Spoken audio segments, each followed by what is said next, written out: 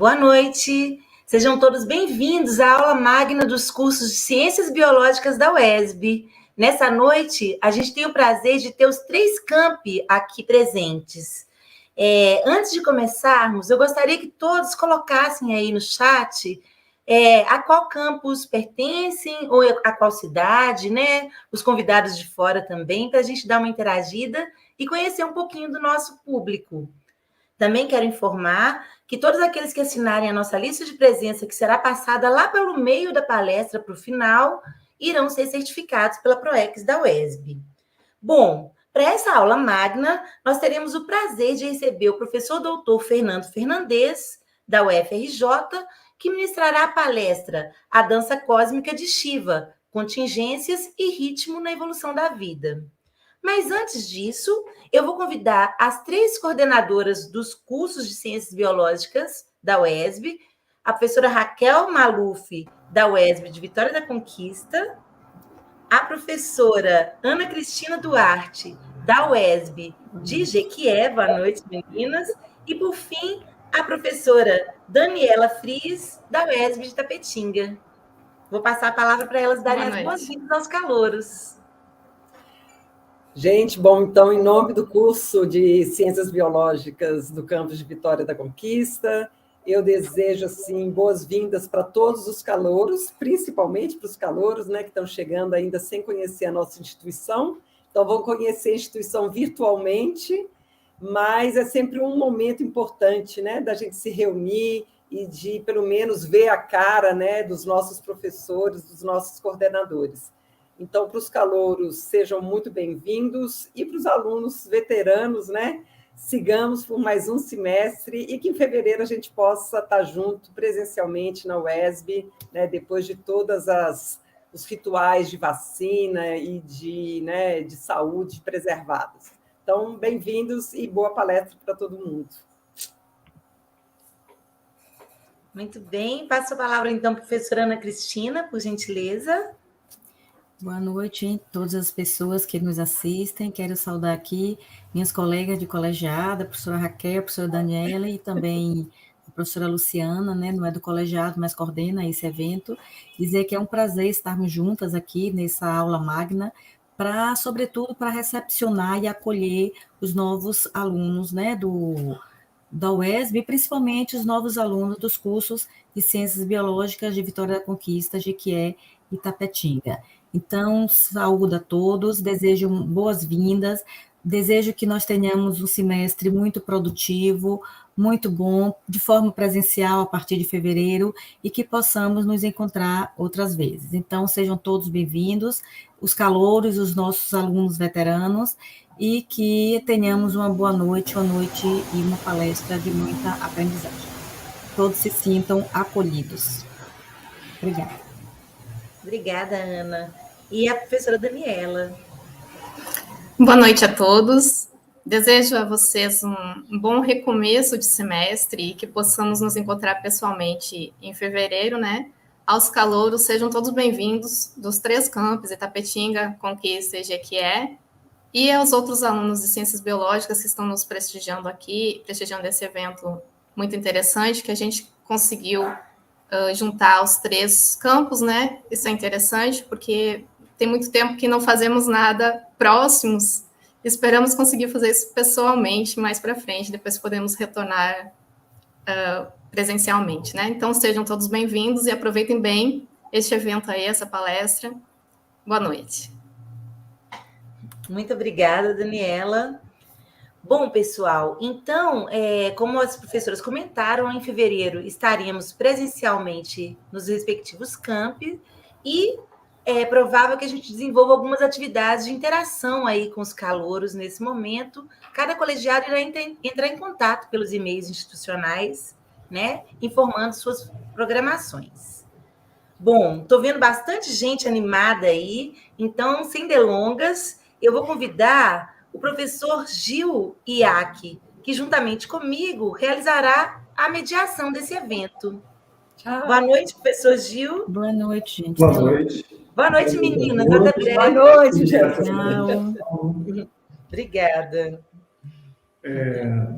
Antes, Gil, de passar a palavra, eu vou te apresentar, tá bom? O professor Gil Iac é formado em Biologia pelo FRJ, com bacharelado em Ecologia. Ele é mestre e doutor em Ciências, com área de concentração em Zoologia pela USP, e atualmente é professor adjunto da UESB, além de ser um dos membros desse projeto, o projeto Evolução para Todos, que convidou o professor Fernando Fernandes para esse evento. Então, olá, Gil, fique à vontade. Obrigado, Lu, muito agradecido. Boa noite a todos. Eu vou tentar ser bem breve, né? E eu vou comentar justamente sobre onde está localizada essa questão aí que o Fernando Fernandes vai citar. Um interesse muito grande que nós, biólogos, temos é entender a diversidade e, mais importante, como é que ela se comportou ao longo do tempo. Quando a gente foi acumulando dados, a gente percebeu que existiam duas coisas que ocorriam, né? O surgimento de espécies e o desaparecimento de espécies, as extinções. Então, as pessoas começaram a tentar entender se existiam taxas constantes de surgimento e desaparecimento dessas espécies, né? Esses estudos foram muito delineados pelo MacArthur, o Webb, em 69, fez um trabalho importantíssimo, mas o cara que meio definiu essa questão das taxas foi um grande paleontólogo que depois se dedicou totalmente à ecologia, que foi o Leif van Velen. O Leif van Velen fez uma análise dessas taxas aí e lançou as bases para um entendimento de que existiam taxas constantes e consideráveis de extinção em diferentes grupos de organismos, né? Bom, o conhecimento foi acumulando e as pessoas começaram a perceber que existiam momentos em que as extinções elas ocorriam em pico, em uma quantidade muito grande de espécies desapareciam. Isso aí foi acumulando dados, né? E as pessoas começaram a ver, deve ter ocorrido alguma coisa para causar esses grandes eventos de extinção. Então, a partir de 76, mais adequadamente, né? Isso foi discutido ao longo do século XX também, em 1950, o Oberfalls, tudo, mas a partir de 79 começaram a propor hipóteses, né, de desaparecimento nesses grandes eventos de extinção. Em 84, mais ou menos, o Halpe e o Sepkoski, eles definiram, com base no conjunto de dados absurdo, que existiam 5 grandes extinções imensas, assim, que devastaram grande parte da biota do nosso planeta. Essa base de dados, né, junto com outros trabalhos que foram feitos, também abriu uma discussão mais intensa, que começou em 79, sobre uma periodicidade, uma possível periodicidade desses eventos de extinção. Essa história se alonga até atualmente, não vai se alongar até a minha morte, continuar depois disso, mas eu vou comentar uma coisa da minha época de graduação. Quando eu cheguei em 89 na UFRJ, eu descobri dois, na verdade, o Richard Dawkins e o Stephen Jay Gould. E o Stephen Jay Gould me chamou muita atenção porque ele tinha um texto muito mais agradável. O Dawkins, às vezes, era muito enfático. Todos os dois eram excelentes divulgadores de ciência. E eu lembro de ter lido, né, Dentes da Galinha e Dedos do Cavalo, e um deles, né, ele comenta muito sobre essas questões das extinções, é um livro de 85, que é O Sorriso do Flamingo. Então, estava quente o assunto ali sobre as extinções, porque tinha acabado de sair esses trabalhos, e um deles falava sobre uma possível, né, influência extraterrestre, solar, né, um sol acompanhante, um segundo sol teria no nosso sistema, uma anã, em que talvez causasse, né, esse fluxo e essa constância nessas extinções. Isso aí foi chamado de hipótese estiva, e o Gould, né, com aquele humor típico dele, e também com uma perspicácia muito grande, ele fez uma sugestão nesse livro de que essa hipótese fosse renomeada para Shiva, que é a deusa da destruição, mas também da reconstrução, uma deusa indiana muito importante. E isso aí foi acatado pelo Rampino, que é um dos pesquisadores que começou a estudar e continua estudando até hoje, seriamente, essas questões da periodicidade desses eventos de extinção. Então, eu acredito que a palestra do Fernando Fernandes vai ser extremamente interessante para vocês, porque ele vai enfocar essas situações, esses fluxos de extinção e especiação, e, além do mais, né, quais são os eventos que podem estar conectados a isso. Vamos nos deleitar aí, com muito gosto, com essa apresentação. Bom, o Fernando Fernandes, deixa eu fazer um comentário aqui, né? Ele se graduou em Biologia pela UFRJ, fez o mestrado em Ecologia pela Unicamp, e seu doutorado, seu PhD, foi obtido pela Durham University da Inglaterra, em 93. Em 95, ele fundou o Laboratório de Ecologia e Conservação de Populações da UFRJ, o qual ele está na liderança desde então. Em 2010, ele lançou o conceito de refaunação e, a partir daí, coordenou um projeto de reformação, de refauna, né, que reintroduziu populações de diversos mamíferos, cutias, bugios e também alguns diápsidos, alguns lagartos, jabutis, né, no Parque Nacional da Tijuca. Lagarto não, perdão. Em suas pesquisas dentro de paleoecologia, ele testou e corroborou a hipótese de que as extinções dos grandes vertebrados no final do Quaternário foram causadas não por mudanças climáticas, mas sim pela expansão dos seres humanos modernos pelo planeta. Ele é o autor de livros de divulgação tais como O Poema Imperfeito, em 2000, e Mastodontes de Barriga Cheia, que tem tido um sucesso muito grande.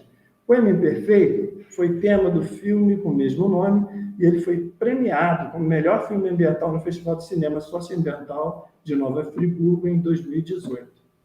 Nessa noite nós vamos, né, ter um imenso prazer de ouvir a palestra do Fernando Fernandes, que será a dança cósmica de Shiva, contingências e ritmo na evolução da vida. Então, Fernando, eu passo a palavra para você e uma boa noite. Boa noite, boa palestra, professor. Fique à vontade. Legal. Bom, boa noite para todo mundo. Eu vou chamar os slides aqui, né? Beleza. Agora, enfim, vai ficar pequenininho lá embaixo, né? Beleza. Então, boa noite para todo mundo. Antes de mais nada, eu queria agradecer ao convite, agradecer a Luciana pelo convite e as demais coordenadoras dos cursos. Queria agradecer ao Gil pela introdução. É um prazer estar aqui falando com vocês. Então, queria falar um pouquinho a dança cósmica de Shiva, contingências e ritmo na evolução da vida. E essa palestra, na verdade, a ideia dela veio quando morreu o Stephen Jay Gould. O Gil falou brevemente do Stephen Jay Gould.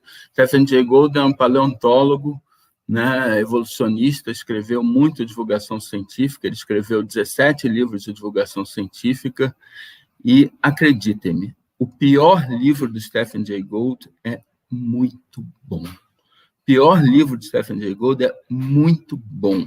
A gente está nessa carreira, às vezes, de ciências biológicas e de ciência em geral, num momento tão difícil, e às vezes a gente acha que pode faltar um pouco de entusiasmo, alguma coisa assim, pois, acreditem-me, não há falta de entusiasmo que resista a ler Stephen Jay Gould 3 vezes por semana. Beleza? Tá? Então, vamos falar um pouquinho, a tela encolheu de novo? Beleza, vamos falar um pouquinho sobre os dinossauros, né? O primeiro livro de Stephen Jay Gould chamou-se Ever Since Darwin, né? E a dedicatória desse livro foi: eu dedico esse livro aos meus pais que me levaram para ver o Tiranossauro quando eu tinha 5 anos. Então, assim, é muito, muito fácil de explicar, muito pertinente que a paixão do Stephen Jay Gould pela ciência tenha nascido justamente de ver os dinossauros, né? Dinossauros são sempre um grande sucesso, filmes de dinossauros são blockbusters, exposições de dinossauros fazem filas imensas, todo mundo adora, né, dinossauros, tem um fascínio imenso pelos dinossauros. E por que tanto fascínio pelos dinossauros? Bom, primeiramente, naturalmente, a maioria deles, pelo menos, ou grande parte deles, eram muito grandes e muito diferentes de qualquer coisa que viva hoje. Agora, eu arrisco a dizer que uma parte do imenso fascínio que os dinossauros têm é por causa do mistério sobre o seu desaparecimento. Por que esses seres tão magníficos e poderosos que dominaram a Terra por 150 milhões de anos desapareceram de forma aparentemente repentina no final do período Cretáceo, né?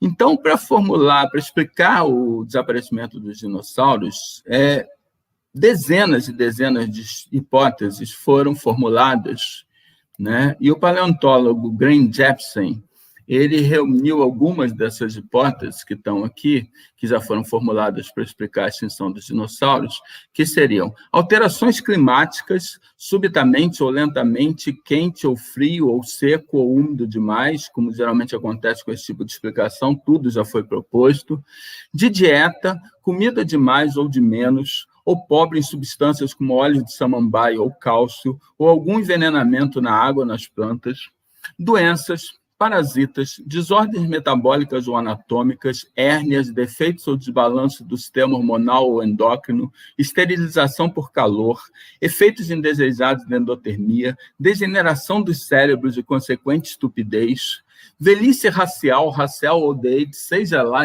o que isso seja, você, na verdade, está falando de milhares de espécies, você está falando de um grupo taxonômico com provavelmente milhares de espécies, senescência evolutiva da linhagem também, seja lá o que isso seja, mudanças na pressão ou composição da atmosfera, gases venenosos, poeira vulcânica, meteoritos, cometas, mamíferos comendo seus ovos, extinguirem suas presas, orogenia, flutuação das constantes gravitacionais, desenvolvimento de tendências suicidas psicóticas, entropia, raios cósmicos, mudanças dos polos magnéticos terrestres, inundações, deriva continental, a Lua saindo da bacia do Pacífico, vontade de Deus, incursões de pequenos caçadores verdes em discos voadores, falta de espaço na Arca de Noé e paleoaltmerch.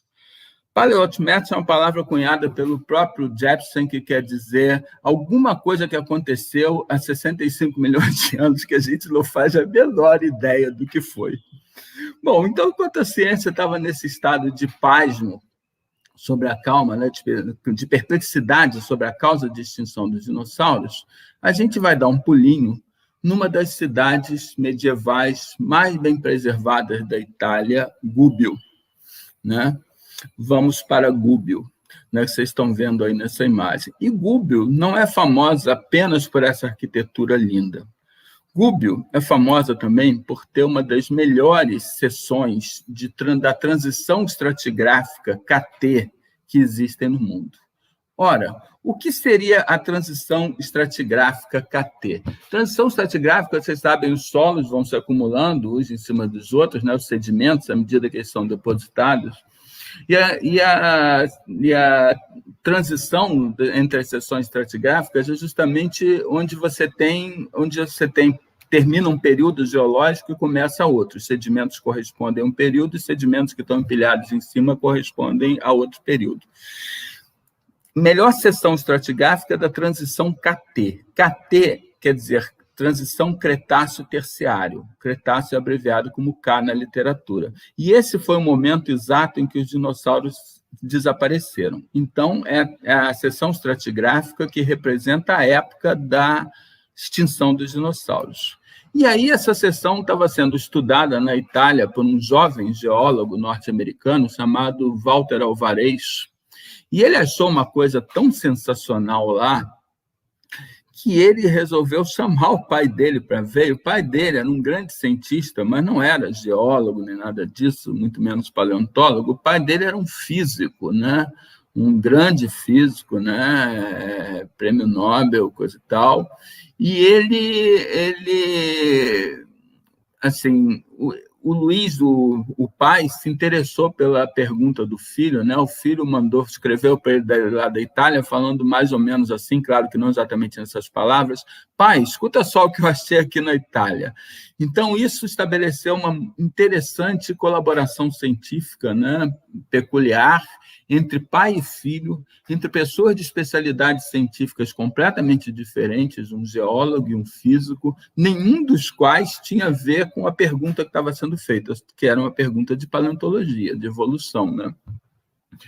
E, bom, o que o Walter Alvarez viu, então, em Gubbio, que era tão sensacional? A seção de transição KT de Gubbio, né, essa transição KT é datada em 65 milhões de anos atrás, né, MA, que vocês estão vendo aí.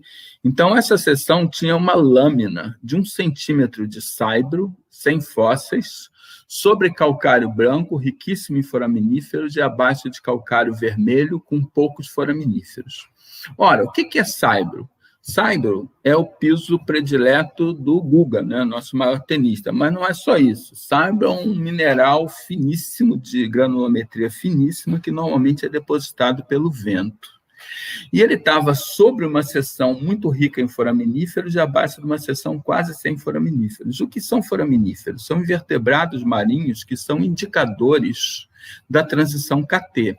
Porque você não acha um dinossauro em cada esquina, um fóssil de dinossauro, mas os foraminíferos são muito mais abundantes, e os foraminíferos foram duramente golpeados pelo mesmo evento de extinção que golpeou os dinossauros. Então, eles são muito comuns antes da transição KT, e eles quase desaparecem depois da transição KT. Tá? E isso aqui que vocês estão vendo é o Luiz e o Walter Alvarez, né? O Luiz à esquerda e o Walter à direita, diante da famosa transição, né? O calcário branco abaixo do calcário vermelho, e a mão do Walter Alvarez está praticamente na transição, onde há essa finíssima lâmina de saibro, né? Que marca justamente o momento da extinção dos dinossauros. E aí, o Walter Alvarez começou a se perguntar se poderia ser usada, se essa lâmina de saibro poderia ser usada para responder a pergunta se a extinção do Cretáceo terciária foi súbita ou gradual. Porque a pessoa fala, foi súbita no tempo geológico, mas o que é súbito no tempo geológico? A extinção aconteceu em um dia, um ano, 1000 anos, 10 mil anos? Ninguém sabia. E ele queria ver se a deposição dessa lâmina podia dar alguma pista sobre quanto tempo tinha demorado aquele evento que tinha acontecido no momento que a lâmina se depositou lá, a extinção dos dinossauros. E o Luiz se interessou pela questão, e ele propôs uma ideia absolutamente brilhante, né? Que era usar a quantidade de irídio como indicador do tempo de deposição da lâmina de saibro. Então, o que é irídio? Irídio é um elemento químico muito pesado, e, por isso, a grande maior parte do irídio, praticamente todo o irídio que existe na Terra, teria se deslocado para o núcleo do nosso planeta quando da formação da Terra. Por outro lado, irídio é muito comum no universo, né? A primeira pequena quantidade que é encontrada na Terra é trazida por impactos de meteoritos. Então, qual foi o raciocínio do Luiz? Se a lâmina se depositou muito rápido, você vai ter pouco tempo para ter tido impactos de meteoritos na Terra durante aquele período de deposição da lâmina, e, portanto, você não vai ter irídio. Se a lâmina se depositou muito devagar, você tem mais tempo para que tenha havido impactos de pequenos meteoritos, e, portanto, você tem mais irídio. Né? Agora, então, eles analisaram quimicamente o saibro da lâmina para ver quanto irídio tinha. E eles encontraram um resultado que eles chamaram de an earthshaking surprise, uma surpresa como um terremoto. No saibro, você tinha 9.000 partes por trilhão de irídio, o que era 30 vezes mais do que em cada uma das duas camadas de calcário a milímetros de distância. Né? No mesmo lugar, você tinha 30 vezes mais irídio na lâmina do que no calcário dos dois lados. E por que tanto irídio? Né? Então, isso levou os Alvarez, pai e filho, a lançarem sua audaciosa hipótese da origem extraterrestre da anomalia de irídio em KT. que muito do irídio, então, que foi encontrado nessa transição de KT teria sido trazido pelo impacto, não de um pequeno meteorito, mas de um gigantesco corpo celeste que teria impactado a Terra no momento da transição KT. E os primeiros cálculos sugeriram, então, que um asteroide de uns 10 quilômetros de diâmetro poderia trazer a quantidade de irídio necessária para produzir o efeito observado nas concentrações de irídio. Tá? Então, explode a nossa primeira bomba científica. Luiz Alvarez, Walter Alvarez, Frank Azzarò e Ellen Michel, 2 colaboradores que ajudaram nas análises, publicam em 1980 na Science, uma das mais importantes revistas científicas do mundo, um artigo com extraterrestre no título. Causa extraterrestre para a extinção do Cretáceo Terciário. Né? Então, imediatamente, é uma bomba, né? Causa extraterrestre para a extinção dos dinossauros. Né? E no mundo que a gente vive, num tempo que a gente vive com tanta história que a gente ouve falar de falta de ética, eu vou contar uma historinha ética para vocês.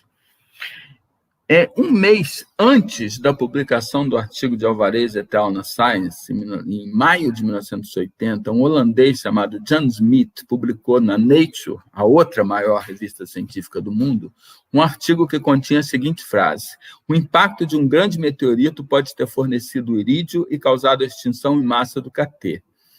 Mas o Smith, depois que saiu o artigo dos Alvarez, o Smith escrupulosamente veio a público, fez questão de esclarecer que ele tinha ouvido essa ideia num congresso do Walter Alvarez e que, portanto, a prioridade da hipótese não era dele, Smith. A hipótese era realmente dos Alvarez. Tá? Então, bom, os Alvarez, no artigo dele, Alvarez e colaboradores, então eles fizeram predições. Boa ciência é isso. Boa ciência, só a boa ciência é aquela que você corre o risco de você não encontrar o resultado que você estava procurando no início. Boa ciência bota a cara a tapa, faz predições e vê se as coisas funcionam ou não. Então, os Alvarez predisseram que seriam encontrados, se a hipótese deles estivesse correta, deveriam ser encontrados, picos de irídio em todas as fronteiras da transição KT ao redor do mundo e não só em Gúbio. Sempre que uma transição dessa fosse encontrada em qualquer lugar do mundo, que seria um fenômeno mundial, né, o irídio se espalharia pela atmosfera, então você deveria ter uma anomalia, uma concentração excepcionalmente alta de irídio.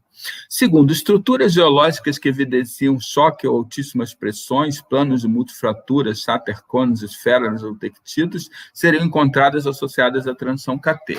Eu não vou explicar o que são essas coisas por falta de tempo tipo 2. Vocês sabem que o professor tem 2 tipos de falta de tempo. Primeiro, o aluno pode perguntar uma coisa que demoraria muito para explicar, e você diz que não pode explicar por falta de tempo tipo 1. Segundo, o aluno pode perguntar uma coisa que você não faz a menor ideia do que é, e você diz que não vai explicar por falta de tempo tipo 2. Então, você não pode explicar falta de tempo tipo 2 nesses conceitos da geologia, mas, basicamente, são estruturas que evidenciam choque, impacto altíssimas, são formadas em condições de impacto a altíssimas temperaturas. Então, seriam encontradas associadas a essa fronteira, né? E, finalmente, uma cratera datada de 65 milhões de anos atrás, com pelo menos 150 quilômetros de diâmetro, que é o que foi calculado que seria produzido pelo impacto do meteorito de 10 quilômetros de diâmetro. Então, uma cratera com pelo menos 150 quilômetros de diâmetro e a data certa seria encontrada. Tá? Então, fizeram essas 3 predições, né? E, bom, perdeu-se uma cratera de 150 quilômetros, né? Aí começou o violento ataque de Charles Officer, Charles Drake e colaboradores, vários geólogos, começaram a atacar violentamente a hipótese dos Alvarez, etc., dizendo que é uma hipótese maluca, sem evidências sólidas, era uma coisa que tinha um sabor catastrofista, que tinha um sabor de geologia do século XVIII, né, e que com geologia mais moderna acreditava em processos graduais, né, e cadê a cratera? Como é que você pode ter uma cratera de 150 quilômetros na Terra e não conhecer, não saber da existência dessa cratera? Agora, a resposta para isso é muito interessante, Por que é tão difícil achar uma cratera? Se compara a Terra com a Lua. A Terra tem poucas crateras, a Lua tem milhões de crateras. Quantos corpos celestes vão em direção à Terra e à Lua? Na verdade, mais corpos celestes, mais meteoritos e asteroides vão em direção à Terra do que à Lua. Agora, na Terra, os pequenos nunca colidem, porque a Terra tem atmosfera, então, na verdade, eles são desmantelados pelo contato com a atmosfera antes de chegar no chão. Agora, os grandes chegam à superfície da Terra, mas na Terra você tem todos os agentes de erosão e sedimentação que são ausentes na Lua. A Lua não tem ventos, não tem água e não tem gelo. Então, aqui, o que acontece? Uma cratera é produzida e ela era erodida e coberta por sedimentos, né?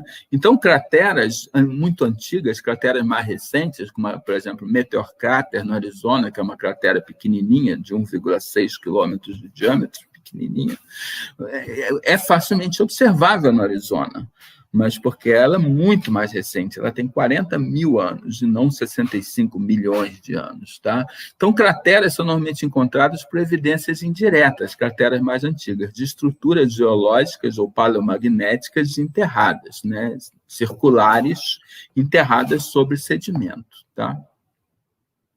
Beleza. Então, nos anos seguintes, muitos cientistas se dedicaram a testar as predições dos alvarez, né? Então, primeiro, anomalias de irídio foram encontradas em todos os mais de 100 lugares do mundo onde a fronteira KT foi estudada. Os picos chegavam a 28 mil partes por trilhão, o que ainda era o triplo de Gubbio, triplo que tinha sido observado em Gubbio. Segundo, estruturas associadas a impacto foram encontradas na fronteira KT em vários lugares, mas mais abundantes na América do Norte e ainda mais em Cuba, sugerindo que o impacto tinha sido nessa parte do mundo. E, finalmente, Hildebrand et al., 1991, na revista Geology, encontraram a cratera. E a cratera foi detectada por estruturas geológicas e paleomagnéticas enterradas a 1 quilômetro de profundidade na costa da península de Yucatán, no México. Essas estruturas, na verdade, não eram conhecidas pela ciência, mas eram conhecidas há décadas pela Pemex, que é a estatal mexicana de petróleo, né? Então, essa que vocês estão vendo é a cratera de Chicxulub. Então, são um mapa das anomalias magnéticas. Vocês estão vendo uma linha mais grossa que representa a costa atual de Yucatán. Então, para cima é mar, para baixo é terra. Isso, naturalmente, claro, quando houve o impacto do meteorito, a configuração era completamente diferente. Então, o que era mar ou terra hoje não quer dizer que fosse naquela época. Tá? E você tem essa cratera aí que recebeu o nome de Chicxulub por causa de um vilarejo mexicano que fica praticamente no centro da cratera, né? E, bom, Chicxulub tem pelo menos 170 quilômetros de diâmetro e foi datada por análise de rochas profundas extraídas pela Pemex em 65,0 milhões de anos atrás. Então, isso não é falsa precisão, quer dizer, foi datada, a datação era de 65 milhões, mais ou menos 0,1 milhão, com erro os dois lados da datação de 100 mil anos para mais ou para menos. E a extinção dos dinossauros foi datada em 65 milhões, 65,0, mais ou menos 0,1, mais ou menos 100 mil anos. Tá? Então, coincidia exatamente. Quer dizer, agora o tamanho, os alvarez eram umas bestas, que eles falaram que a cratera devia ter 150 quilômetros de diâmetro, que correspondia a um meteorito de 10 quilômetros. Na verdade, a cratera tem 170 quilômetros de diâmetro, que correspondia aproximadamente a um meteorito de 11 quilômetros de diâmetro.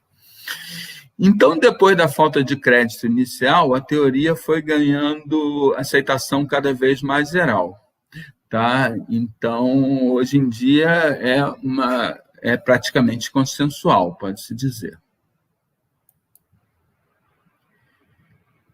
Agora, então, a gente já pode reproduzir, com base nisso, a gente já consegue reproduzir e entender o que aconteceu num dia na história desse planeta que começou como qualquer outro. Um dia que começou como qualquer outro dia na história desse planeta. O dia do 8º impacto. Então, um belo dia, um asteroide de 11 quilômetros de diâmetro, movendo-se a 20 km por segundo, aproximadamente, correspondendo a aproximadamente 72 mil km por hora, penetrou a atmosfera da Terra. Vocês lembram do ensino médio de vocês, do impacto? O impacto é massa vezes velocidade ao quadrado. Por isso que você bater com um carro ao dobro da velocidade não é o dobro do impacto, é 4 vezes pior, é muito pior. Então, imagina um impacto de uma massa de trilhões de toneladas impactando a Terra a 72 mil quilômetros por hora. Vocês conseguem imaginar isso? Os físicos conseguem, os físicos já calcularam isso. O impacto teria causado uma explosão equivalente a cerca de 100 milhões de megatons, que seria equivalente a 7 bilhões de bombas de Hiroshima, ou 10 mil vezes maior que todo o arsenal nuclear do mundo nesse momento.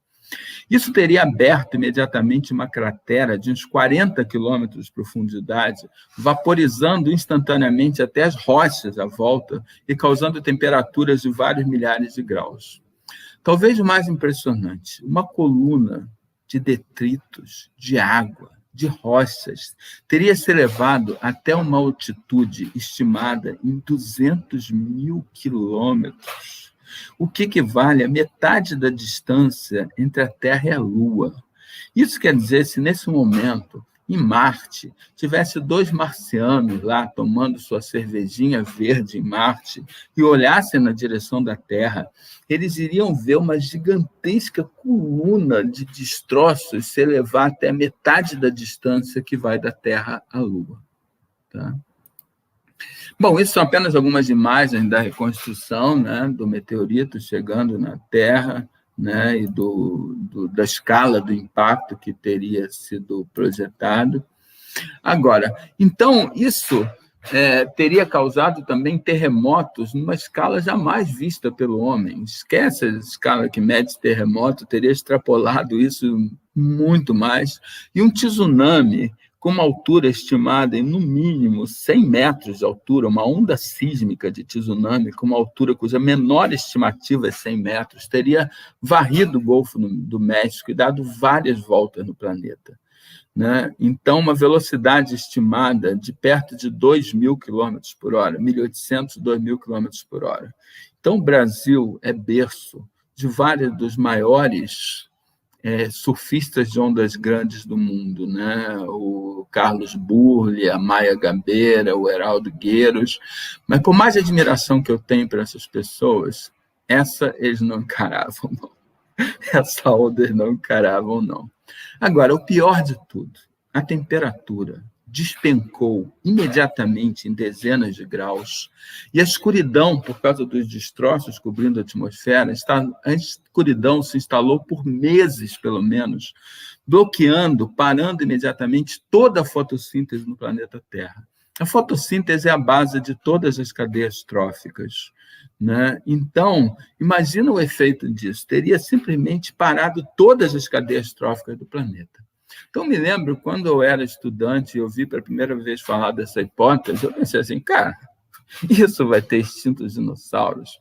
Como é que um meteorito de 10 quilômetros de diâmetro, impactando um planeta de 13 mil quilômetros de diâmetro, vai ter extinto todos os dinossauros? Depois que você vê a reconstrução, muita dessa reconstrução que eu falei, inclusive, está no livro do filósofo, de um físico brasileiro, Marcelo Gleiser, que é O Fim da Terra e do Céu, que ele fala dessa reconstrução.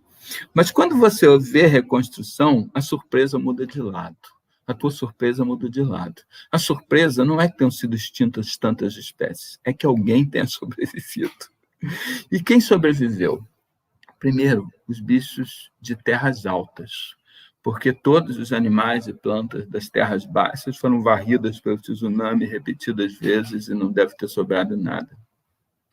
Segundo, os animais que conseguiram se adaptar ao único alimento que foi abundante no planeta por meses, cadáveres enregelados, descongelando lentamente. Ou seja, os animais que conseguiram se adaptar ao hábito necrófago.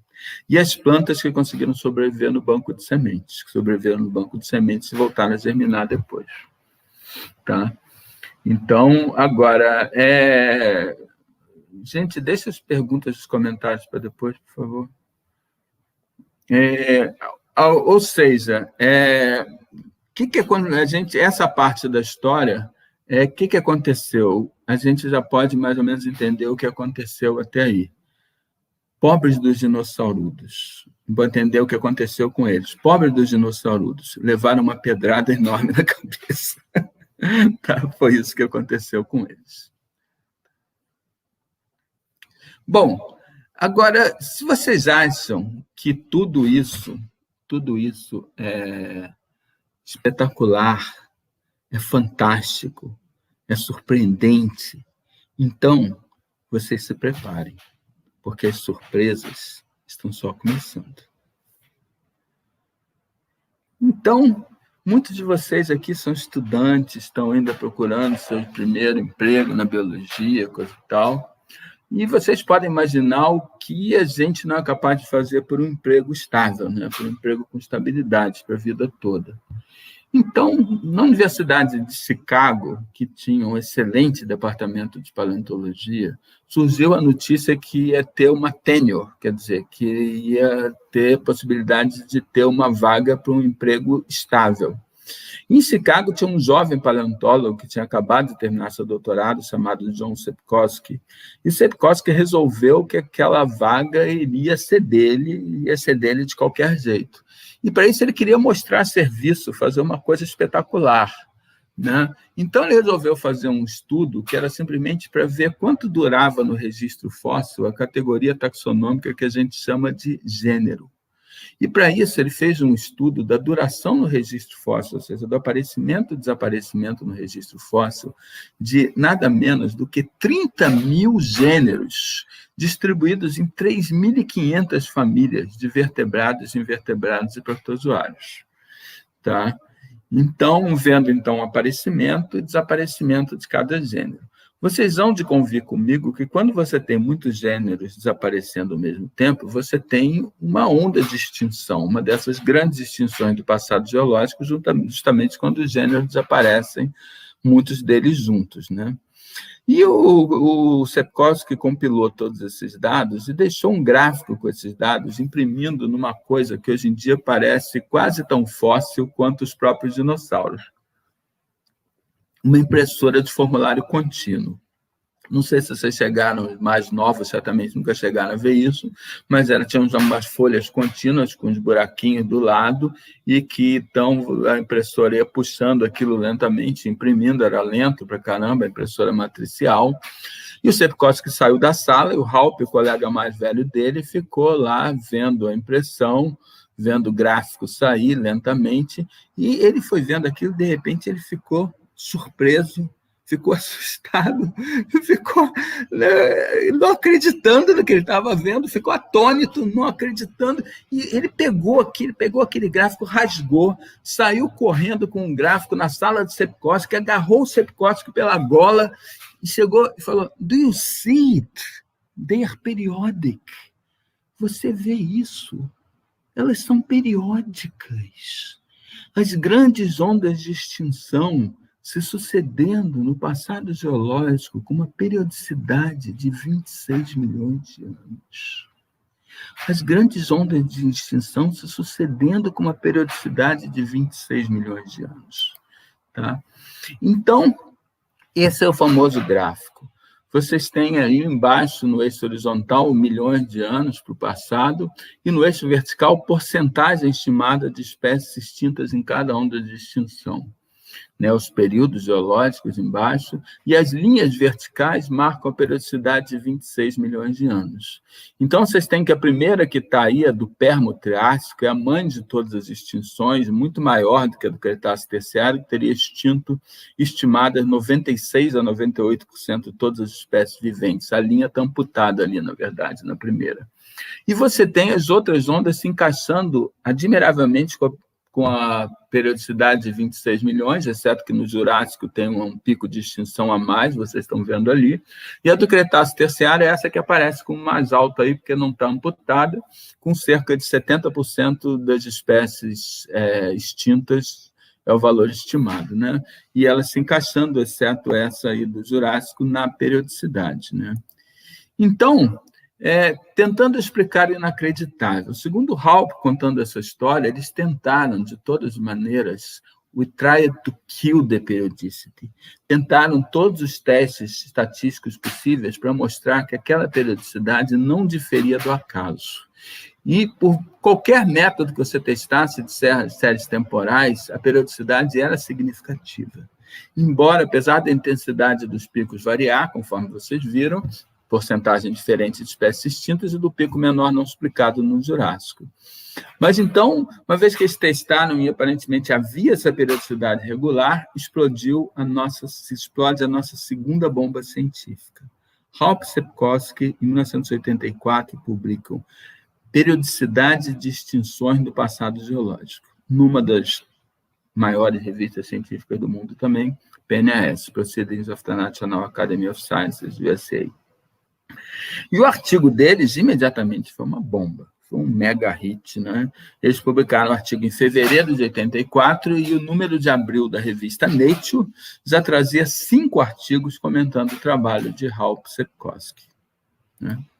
Então, começou-se a testar a nova ideia, né? Será que essas extinções eram periódicas? E aí começou a se perguntar se claramente foi o impacto de um corpo celeste e a cratera, tudo associado à extinção do Cretáceo Terciário, dos dinossauros, será que há crateras associadas a todos os eventos, grandes eventos de extinção, inclusive o maior de todos, o do Permo-Triássico, né? Permiano-Triássico, que encerrou a Era Paleozoica, estima que se extinguiu pelo menos 96% de todas as espécies? Bom, de 1991 para cá, já foram encontradas crateras consistentes com pelo menos 6 das grandes ondas de extinção, inclusive todas as Big Five, ou seja, as 5 maiores de todas. Tá? Então, essas são as crateras, né? E vocês têm, começando lá embaixo, né? E vocês têm ali o Permiano-Triássico, o Permo-Triássico, 250 milhões de anos, cratera 247. A cratera aí, os americanos normalmente têm dificuldade para escrever os nossos nomes, não é Araguinha, é Araguainha, que é na fronteira de Mato Grosso e Goiás, né? Então, é um domo soterrado, né? Uma cratera gigantesca. E vocês têm o Cretáceo Terciário, vocês estão vendo lá em cima, 65 milhões de anos é a data da extinção, 65,0, 65,0 é a data da cratera, e vocês têm de várias outras das ondas menores de extinção, então você tem crateras que são candidatos para representar o impacto de corpo celeste nessas ondas de extinção. Agora, a pergunta que não quer calar. Chegamos à pergunta que não quer calar. Que diabo pode ter uma periodicidade de 26 milhões de anos? Que diabo de causa pode ter uma periodicidade de 26 milhões de anos? Então, foram apontados candidatos astronômicos para a extinção, que, naturalmente, para causar uma coisa com uma periodicidade desse, tem que ser um fenômeno astronômico para poder ter esse tipo de periodicidade. Então, um dos candidatos que foi apontado seria a passagem do sistema solar pelo plano da Via Láctea. Vocês sabem que a Via Láctea, a nossa galáxia, é um ovo frito, né? Onde a Terra está na clara, mas bem perto da gema, né? E essa gema é como se fosse, na verdade, um disco, onde você tem uma densidade muito maior de corpos celestes. E que a nossa galáxia, a Via Láctea, faz uma trajetória que ela cruza o disco, e que, portanto, quando ela cruzasse o disco, ela estaria submetida a maior quantidade de impactos de corpos celestes. Só que a periodicidade não bate, que a periodicidade desse movimento da Via Láctea seria de uns 30, 31 milhões de anos, e não bate bem com 26 milhões de anos. Mas uma outra hipótese que surgiu, cuja periodicidade bate muito melhor, então seria perturbações de corpos celestes a nuvens de cometas de Oort. Tá? Então, existe uma nuvem de cometas que faz uma órbita gigantesca no universo e que calcula-se que passa perto do nosso sistema solar, passaria bem perto do nosso sistema solar, com uma periodicidade de, vocês adivinharam, 26 milhões de anos. Só que seria complicado explicar as extinções por essa nuvem, porque a ideia seria que ela passasse perto do sistema solar, e não dentro do sistema solar. Então, num desses artigos de crítica à hipótese, né, de Halpe e Sepkoski, Davis et al., em 84, propuseram que para você explicar que os cometas da nuvem de Oort entrassem no sistema solar, seria necessário uma atração gravitacional extra não conhecida. Então, eles propuseram que a nuvem da Oort, a trajetória da nuvem da Oort, poderia ser perturbada pela órbita, pela presença de uma estrela irmã do Sol, até agora desconhecida, a uns 2 anos-luz de distância do nosso Sol, ou seja, metade da distância até a estrela mais próxima conhecida, Alpha Centauri. Aí vocês vão dizer, pô, Fernando, você pode até me convencer que existe uma cratera de 150 quilômetros de diâmetro do planeta que a gente não conhecia. Você vai querer nos convencer que existe uma estrela irmã do Sol a metade da distância da estrela mais próxima e a gente não conhece, pois é exatamente isso que está sendo proposto.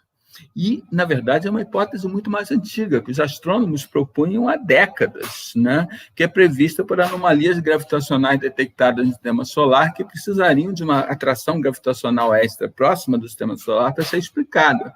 E que essa estrela seria muito difícil de detectar porque ela seria uma anã negra, uma estrela caindo numa trajetória para buraco negro pequena, extremamente pequena, extremamente densa, que seria muito difícil de detectar por qualquer meio que a gente tenha, porque não emite mais luz nem calor, tá? Mas que é extremamente pequena, extremamente densa, com uma massa gigantesca. E Davis et al., então, deram essa estrela, propuseram para a estrela irmã desconhecida do Sol o nome da deusa grega Nêmesis, que é a deusa grega da ira justa. Bom, uma hipótese interessante movimenta outra ciência.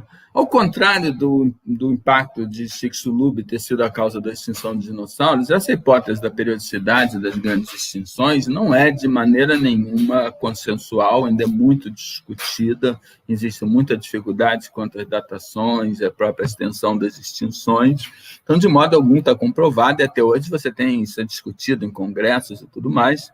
Mas, de qualquer forma, a hipótese dos paleontólogos Haupt e Sepkoski levou dezenas de astrônomos a voltarem a procurar pela irmã escura do Sol.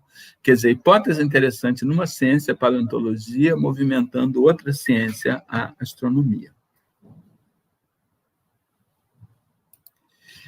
Agora, então, eu queria, mais ou menos, fechando a nossa terceira parte, eu queria perguntar, filosoficamente, onde a gente fica? Eu queria perguntar para vocês, boa parte de vocês, pelo menos, que estão assistindo aqui, são biólogos. Então, o que vocês fariam se descobrisse uma espécie nova para a ciência? Bom, imagino que tomaria uma boa cerveja para comemorar, etc. Agora, o que vocês fariam se descobrissem um gênero novo para a ciência? Um gênero completamente novo para a ciência? Bom, tomaria várias cervejas, coisa e tal. E se você descobrisse uma família inteira nova para a ciência? O que vocês fariam? Bom, eu vou direto ao ponto. O que você faria se você descobrisse, de uma vez, 20 filos novos para a ciência? Se você descobrisse de uma vez só 20 filos novos para a ciência? Pois existe na história da ciência um cara que descobriu de uma vez só 20 filos novos. E o que ele fez? Nada. Ele não percebeu. E esse cara chamava-se Charles Walcott. E Charles Walcott foi o cara que fez a maior descoberta da história da paleontologia e, eu diria, que provavelmente uma das maiores descobertas da história da ciência, ponto. Ele descobriu o folhelho Burgess. É a coisa mais parecida com uma máquina do tempo que nós jamais descobrimos. Nunca vai ser descoberta uma coisa similar. O folhelho Burgess era uma inacreditável fauna de invertebrados marinhos de plataforma continental do Cambriano Médio, de aproximadamente 510 milhões de anos atrás, muito mais antigos que os dinossauros, preservados em todas as condições ideais para a conservação, segundo o paleontólogo. Ou seja, preservados subitamente por uma avalanche submarina em condições extremamente anóxicas, em sedimentos extremamente ácidos. Isso permitiu uma preservação tão perfeita que você tem invertebrados com partes moles preservadas. Você tem invertebrados com órgãos internos preservados. Nunca vai haver nada como isso. É a coisa mais parecida com a máquina do tempo que jamais existiu, mostrando para a gente uma comunidade de invertebrados marinhos de 500 milhões de anos atrás. E essa história, aqui ele aparece na nossa história, então, essa história é contada brilhantemente por Stephen Jay Gould no livro Wonderful Life, Vida Maravilhosa. Se vocês acham que um livro de paleontologia é chato, vocês não leram Wonderful Life. É um livro maravilhoso. E a fauna que ele descreve nesse livro inclui coisas como marrela. Marrela com esses 4 apêndices diferentes e patas articulares e antenas, coisa e tal. Eu tive o imenso privilégio de ter uma marrela nas mãos. Não uma réplica, mas uma marrela de verdade. O que não é grande coisa, porque existem mais de 10 mil marrelas de folheiro Burgess e estão em um monte de museus do mundo, mas no Museu de História Natural da PUC do Rio Grande do Sul, eles têm uma marrela lá e eles me deixaram pegar.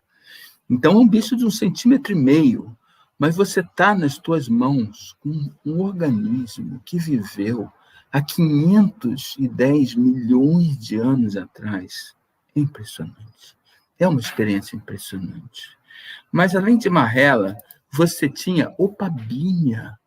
Que diabo é opabínia? Em que filo você bota opabínia? Por isso, tantos filos foram criados quando esses bichos começaram a ser descritos. Depois, a grande maioria deles caiu, né? E a maioria dos bichos foram encaixados em filos existentes, mas nem todos. Mas onde é que você bota opabínia? Um monte de velas laterais para locomoção, um único apêndice apreensor central com uma pinça na ponta e 5 olhos de 3 tamanhos. Onde é que você bota opabínia? Que o diabo você classifica isso? Anomalocaris, predador de topo do folheiro Burgess, 80 centímetros, com uma tromba articulada com pequenas serrinhas e velas laterais de propulsão. Onde você coloca isso, cara? Né? E o Iaxia. Que diabo você faz com o Iaxia? Um escudo com escamas e 14 espadas calcárias, 7 de cada lado saindo para cima, e os órgãos todos na parte de baixo. Onde você coloca isso? E o último bicho que eu vou mostrar para vocês, se vocês imaginarem a razão de onde veio o nome desse bicho, o nome científico desse bicho, vocês estão absolutamente certos. Veio exatamente de onde vocês estão pensando. A lucigênia. A lucigênia! Cientista, quando dá nome para uma espécie, ele tem que explicar por que ele deu aquele nome. E num paper científico, num artigo científico sério, a explicação dos autores por que chamaram esse gênero de alucigênia nós chamamos esse bicho de alucigênia porque, ao vê-lo, pensamos que estamos tendo alucinações. O bicho andando em cima de 7 pares de espículas rígidas de calcário, com 7 trombazinhas para cima, com uma garrinha na ponta, 3 pares de tentáculos menores atrás, uma cabeça sem apêndices, um tubo digestivo virado para cima. Que diabo é isso? Depois se mostrou, por outros fósseis de alucigênia encontrados na Groenlândia e na China, que essa reconstrução que foi do Stephen Jay Gould estava errada, que, na verdade, o bicho estava de cabeça para baixo, que isso que parecia tentáculo, na verdade, era pareado, são patas, e as espículas ficam para cima. Sim, agora ficou um bicho absolutamente trivial, absolutamente sem graça. Beleza. E, bom, Stephen Jay Gould defendeu em Vida Maravilhosa, em toda a carreira, que a gente usa a metáfora errada para a evolução. Que a gente imagina a evolução como uma escada para chegar na espécie mais evoluída, que, por impressionante coincidência, é aquela que está escrevendo isso. Mas a evolução não é nada disso. A evolução é uma árvore, onde você tem ramificações e grandes ramos desaparecem nessas grandes ondas de extinção. Desapareceram vários desses ramos, como dos dinossauros, e outros permanecem e diversificam. Quando os ramos desaparecem, abrem espaço para que outros ramos diversifiquem. A gente chama radiação adaptativa. Então, você tem extinções, né, dizimações. Dizimações é quando você tem extinção de grande parte da espécie de um grupo num desses eventos. Tá? E Aí você tem radiações adaptativas. Quando muitas espécies se extinguem, você abre espaço ecológico para que outras se evoluam ocupando o nicho daquelas que se extinguiram. E a biodiversidade é como você traçasse a biodiversidade em cada momento, é como você traçasse um plano e visse quais desses ramos estão lá, né?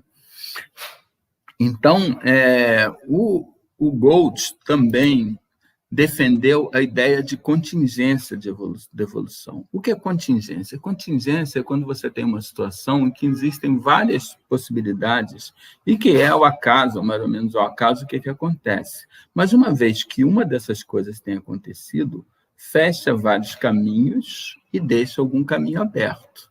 Tá? Você, quando forem casar com alguém, vai ter várias pessoas que vocês poderiam se apaixonar, não se apaixonaram, fechou todos aqueles caminhos e vai deixar o caminho aberto da pessoa que você vai se apaixonar e que você pode passar os próximos 50 anos da tua vida com ela. Então, isso é contingência. Naquele momento, parecia uma coisa que podia seguir vários caminhos, mas uma vez que você segue um caminho, várias portas estão fechadas e outras estão abertas. Então, e é interessante vocês pensarem nessa ideia tão defendida por Gold da contingência, olhando essa figura aí da fauna de Folha-de-Burger, da reconstrução da fauna de Folha-de-Burger.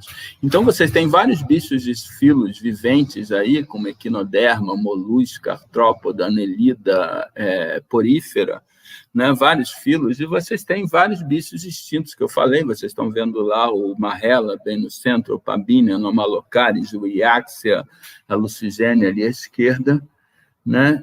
E no meio de tudo isso você tem um bicho insignificante, mas olha aquele bicho insignificante lá no canto inferior direito, número 15, e olhem na legenda da figura onde é que está esse número 15, picaia. A classificação desse número 15, picaia. Cordado. Picaia é um protocordado. Nós somos descendentes dos protocordados, nós os cordados, somos descendentes dos protocordados. Picaia é nosso ancestral. Picaia é o nosso representante no Folha-de-Burger. Agora, vocês imaginam se, em vez de ter se extinto a Anomalocaris, a Lucigênia, o Iaxia, o Pabinia, né, e esses bichos todos, marrela, esses bichos todos malucos, tivessem se extinto as espécies que tinha na ocasião de artrópoda, anelida, porífera e cordata. O mundo seria completamente diferente. Vocês percebem que se isso tivesse acontecido, a história da vida teria sido completamente diferente. E talvez vocês tivessem, nesse momento, um palestrante, a Lucigênia, dando uma palestra lá, sendo aplaudido com as velhinhas por uma plateia de opabíneas. Como seria a vida, ninguém faz a menor ideia, mas certamente seria muito diferente do que a gente tem hoje. E essas distinções, naquele momento, foram fundamentalmente ao acaso. Não venham me dizer que Fernando Fernandes está dizendo que evolução biológica é o acaso. Se eu dissesse isso, seria a maior besteira que eu já disse na minha vida. Realmente, a mutação é o acaso, mas a evolução não, que a seleção natural vai selecionar os organismos mais adaptados ao ambiente e, portanto, vai ser tudo menos acaso. Tá? Mas dizimação, essas extinções, não há nada que um organismo possa evoluir, uma espécie possa evoluir por seleção natural, que vá prepará-la para o impacto de um corpo celeste que ocorre a cada 26 milhões de anos. Vocês percebem? Não há como você evoluir por seleção natural alguma coisa te preparando para uma coisa que vai acontecer de novo daqui a 26 milhões de anos. Então, as dizimações são o acaso. E toda a história da vida é diferente por causa delas. Certo? Então, queria mais ou menos, quase fechando, contar para vocês essa história para ver como a gente não percebe o que a gente é, né? Que é a misteriosa história do ET da Band. Na Band, no canal de televisão, há mais de 10 anos atrás, passou uma série que narrava a suposta descoberta de um ET na Sibéria, uma série do Channel 4 britânico, que na TV britânica é mais ou menos o equivalente ecológico do Silvio Santos. E essa série, então, é uma série que ia passar ao longo de uma semana, e no primeiro dia mostrava uns soldados russos encontrando uma nave caída numa floresta da Sibéria, e tinha um narrador lá, obviamente em russo, traduzido, né? E o cara falando, vocês estão vendo aquelas fardas? Aquelas fardas são fardas da infantaria soviética da década de 60. Vocês estão vendo aquela arma? Aquela arma é um Kalashnikov, é um fuzil padrão da infantaria soviética naquela época. Vocês estão vendo a granulometria do filme? Isso é um Super 8, um filme que se usava naquela época. Eu vendo aquilo, disse, caraca, será que finalmente eu vou achar uma evidência, vou ver uma evidência convincente disso? Aí a série vai enrolando, coisa e tal, e só na quinta-feira é que tiram, então, um ET encontrado dentro da nave. E na sexta-feira vai ter o dia crucial, que é, então, a dissecção do ET. E nesse dia, exatamente como acontece lá com o filme de Roswell, que é o mesmo tipo de coisa, né? Nesse dia, na sexta-feira, subitamente a filmagem torna-se preto e branco, que até ali era colorida, torna-se preto e branco. Mas, claro, naquela época você tinha filme colorido e filme preto e branco, e o filme colorido era um pouco mais caro, você não ia gastar filme colorido com uma coisa absolutamente trivial, como a descoberta de um ser vivo de outro planeta, né? Bom, e aí mostra os caras operando o bicho, né, o ET lá na mesa, coisa e tal, e um falando para o outro em russo, traduzido, um chega e passa uma coisa para o outro e fala, o pâncreas. Aí um fala, o fígado. Aí fala, não sei o que, coisa e tal, o costela, não sei o que, coisa e tal. Aí daqui a pouco passa para o outro um braço com uma mão com 5 dedos. Aí eu, caraca. Pô, pior do que ser farsante é ser burro, né? O ET tem uma história evolutiva completamente independente da gente, adaptado a situações ambientais completamente diferentes. Ele vai ter pâncreas, ele vai ter coração, ele vai ter as costelas no mesmo lugar, ele vai ter 1,70 m de altura e ele vai ter uma mão com 5 dedos. Vocês já pensaram por que vocês têm uma mão com 5 dedos? Olhem para a mão de vocês e vejam a história da evolução na mão de vocês. Olhem para a mão de vocês e vejam a história da evolução na mão de vocês. Por que nós temos 5 dedos? A primeira resposta que a gente teria é porque 5 dedos é o número padrão de dedos dos tetrápodes terrestres, mamíferos, aves, répteis e anfíbios. Alguns bichos perderam secundariamente dedos, cavalo só tem 1, boi só tem 2, um número muito menor ganhou dedos, então panda tem 6 dedos na pata dianteira, gambá d'água também tem 6 dedos na pata dianteira, mas o número padrão é facilmente reconhecível, fora modificações posteriores, é 5. Agora, por quê? Por que nós temos 5 dedos? Porque todos os tetrápodes terrestres são descendentes de peixes crossopterígeos, peixes de nadadeira lobada, que saíram da água no período devoniano para colonizar a Terra. E os peixes, os lobos das nadadeiras dos peixes de nadadeira lobada não são análogos aos dedos, eles são homólogos aos dedos, eles são as mesmas estruturas embrionárias. E no devoniano, você teve peixes que saíram da água você tinha peixes pulmonados na água com 8, 7, 6, 5 dedos, 5 lobos, tá? Quantos lobos vocês acham que tinham os peixes crossopterígeos que colonizaram a Terra e que deram origem aos anfíbios? Como é que vocês adivinharam? 5 lobos. Agora, eu quero me dizer que o ET, que evoluiu com uma situação com uma história evolutiva completamente diferente, vocês percebem. O que limita o tamanho dos organismos é a gravidade, porque a gente é esmagado pelo próprio peso. Se você vive num planeta com uma gravidade fraquíssima, seres vivos poderiam ter muitos quilômetros de altura. Se você vive num planeta com uma gravidade fortíssima, seres vivos teriam nanômetros. Por que o ET vai ter 1,70 m? E todas as costelas no mesmo lugar e uma mão com 5 dedos? Como dizia o falecido Bussunda, fala sério. Mas o fato da gente não perceber o quão ridículo é isso, quão ridículo essas coisas que nos mostram, né? Mostra claramente que a gente não percebe de onde a gente veio, a gente não percebe que a gente é, na verdade, né? A nossa origem. Né? Então, a dança cósmica de Shiva. Stephen Jay Gould argumentou que Nêmesis, a deusa grega da ira justa, não tem nada a ver com o padrão contingente das grandes extinções e das radiações adaptativas que se seguiram. Quem se extinguiu nessas grandes extinções não era quem fosse mal ou bem adaptado. Não existe maneira de adaptar um organismo de seleção natural ao impacto que vai ocorrer com a periodicidade de 26 milhões de anos. Não existe isso. Então, essas dizimações foram fundamentalmente ao acaso, né? E elas abriram as portas, que é um ponto altamente importante, para radiações adaptativas que seguiram, que depois da extinção dos dinossauros geraram a explosão dos mamíferos, das angiospermas, dos insetos e por aí vai, né? Então, Stephen Jay Gould propôs substituir o nome da estrela, né? Que o nome da estrela deveria ser substituído por Shiva. Shiva é o deus hindu da destruição, que é retratado regendo placidamente com um tambor o ritmo, periodicidade da destruição, das extinções, enquanto com outra mão segura a chama da criação. Então, vocês vão ver um pouco complicado, porque tem várias mãos, mas vocês estão vendo aí Shiva. Então, vocês podem ver ali à esquerda uma mão segurando o tambor da destruição, enquanto em outra mão ele segura a chama da criação.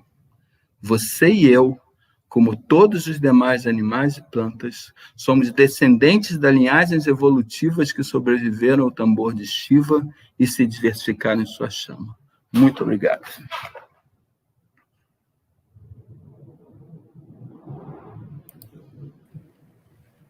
Que maravilha, Fernando. Estou aqui extasiada, assim como nossos alunos e outros ouvintes ali, né, Gil? Sim, com certeza. Meus parabéns. Obrigado, muito obrigado. Excelente palestra. Obrigado, Gil. Obrigado, Luciano. Inclusive, amanhã, na disciplina de Biologia Evolutiva, sua palestra vai ser o tema do debate, né? Os meninos estão aí atentos. Eu sou professora, né? E vou aproveitar essa aula incrível, né? Já avisei, com certeza, a melhor aula do semestre, enfim, maravilhoso. Nossa, tanto comentário. Eu vou pedir para Raquel.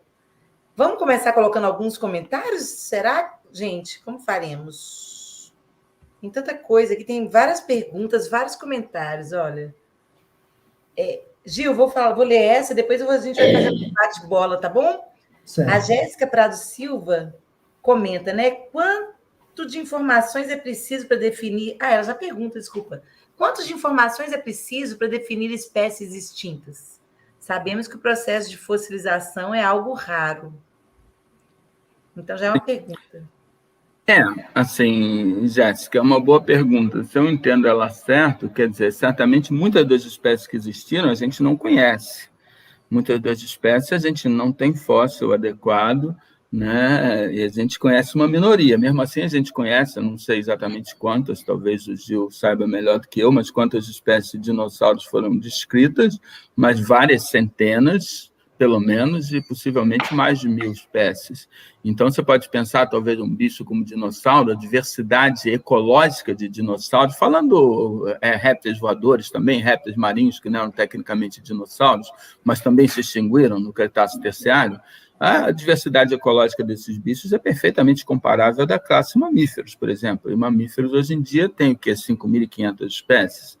Então, provavelmente, tem muitas espécies. Isso, quer dizer, claro, em toda a duração dos dinossauros, houve muitas espécies que também se extinguiram naturalmente e foram sendo substituídas. Então, a gente não conhece a grande maioria das espécies extintas, o que não quer dizer que a gente não conheça um número razoável delas, um número grande, mas de uma proporção pequena. E tem muita questão taxonômica, claro. Quando você está perto, então você pode falar, por exemplo, de espécies de mamute que se extinguiu há 4.000 anos atrás, e eu confio que as pessoas possam dizer que mamute norte-americano e mamute europeu eram espécies diferentes.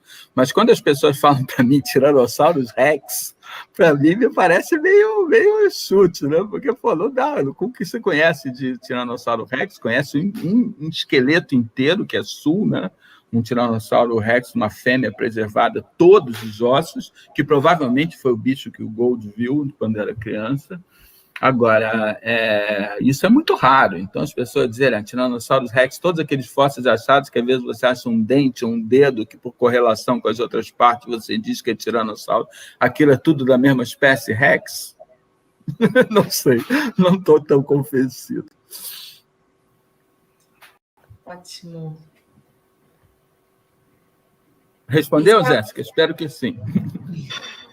Isso é algo importante, né? Ter essa noção do quão incompleto é o registro fóssil, né? Às vezes os alunos não têm essa clareza, enfim, bem relevante. A próxima pergunta é do Eduardo Bernardes, o professor aqui, né? Ele perguntou se a explosão causou uma mudança climática.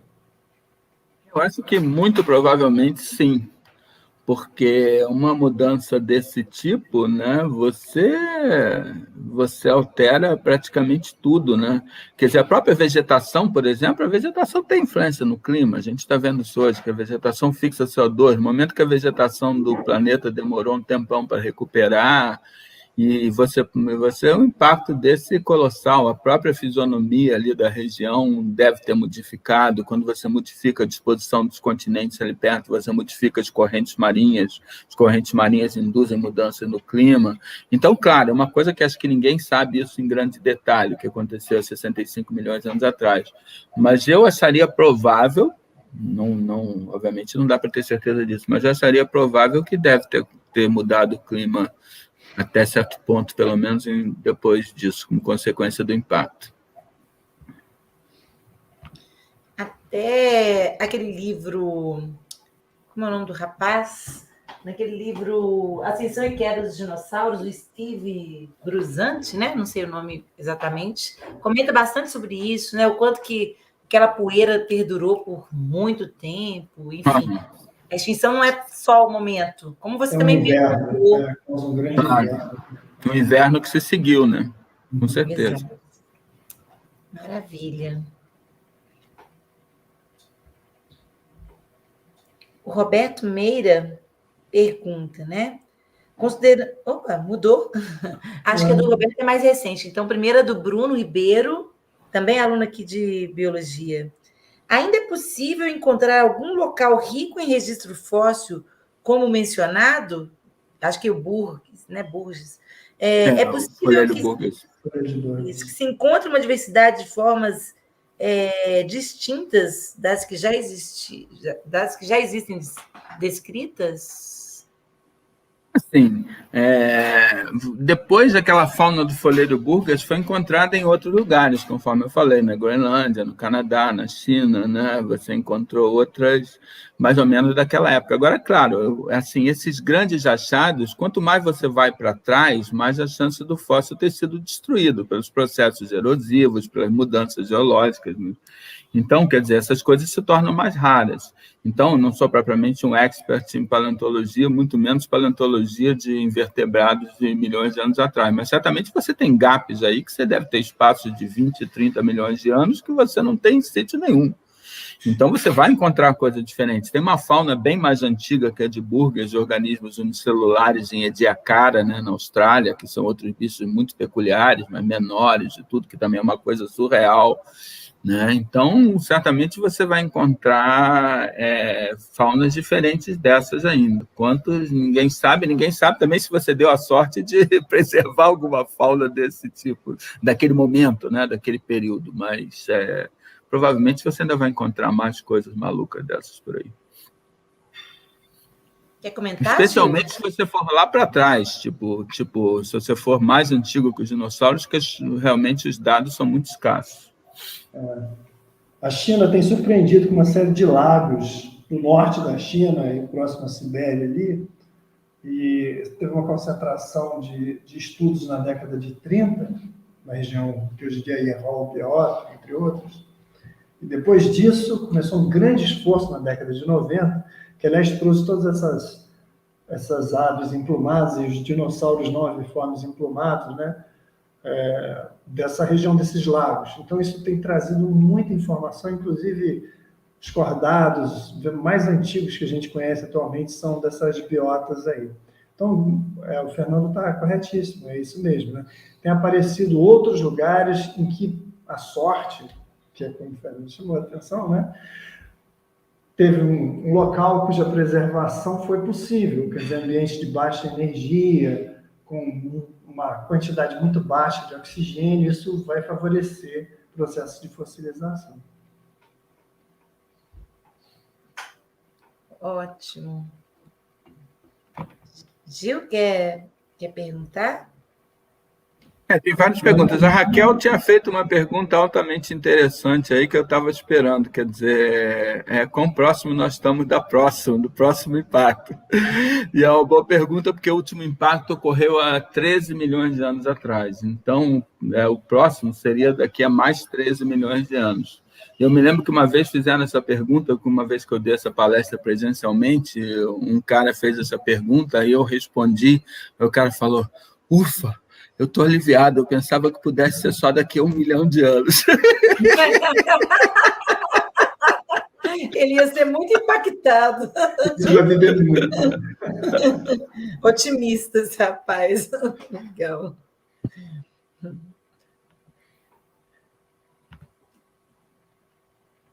Quer ler, Gil? Sim, desculpe. Bom, a Ingrid Damasceno está perguntando se a explosão causou alteração na gravidade do planeta. A gravidade eu não sei, porque a gravidade depende da massa do planeta. A massa do planeta não deve ter mudado muito em relação... Agora, certamente mudou, por exemplo, no eixo de rotação. A Terra tem um eixo que é inclinado, né, em relação ao movimento do Sol, o eixo no qual a própria Terra gira, que causa as estações, é inclinado. Um impacto como esse muda essa inclinação, né? Então, esse tipo de coisa deve ter acontecido. A gravidade em si, não, porque a gravidade depende da massa do planeta, e a massa acho que não foi significativamente afetada, né? Provavelmente não foi afetada a gravidade.